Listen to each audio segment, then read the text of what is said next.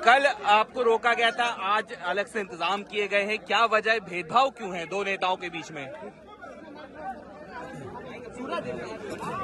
हर वर्ष की तरह इस लोहिया पार्क में हम लोग डॉक्टर राम मनोहर लोहिया जी को याद करते हैं और आज के दिन हम सभी समाजवादी लोग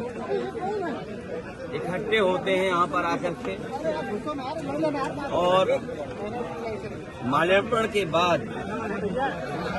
उनसे प्रेरणा लेते हुए संकल्प लेकर के जाते हैं कि डॉक्टर राम मनोहर लोहिया, लोकनायक जयप्रकाश नारायण जी और नेताजी और बड़ी संख्या में समाजवादी नेताओं ने जो सपना देखा था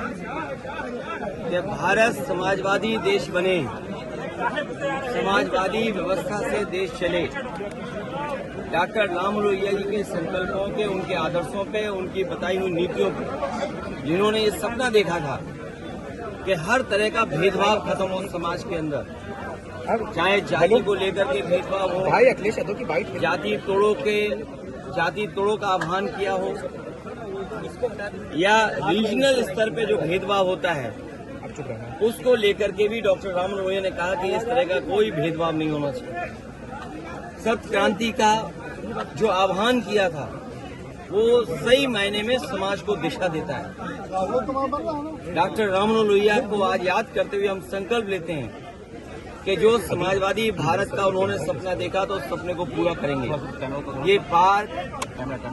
नेताजी ने बनवाया था और आज भी लखनऊ में लोगों के लिए या समाजवादी चिंतक विचारकों के लिए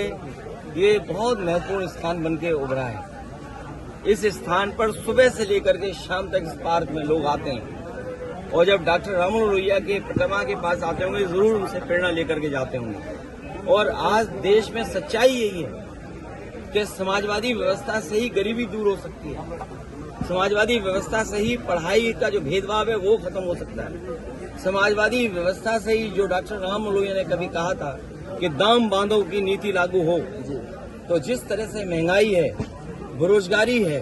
उसको अगर कोई खत्म कर सकता है तो समाजवादी नीतियां। हालांकि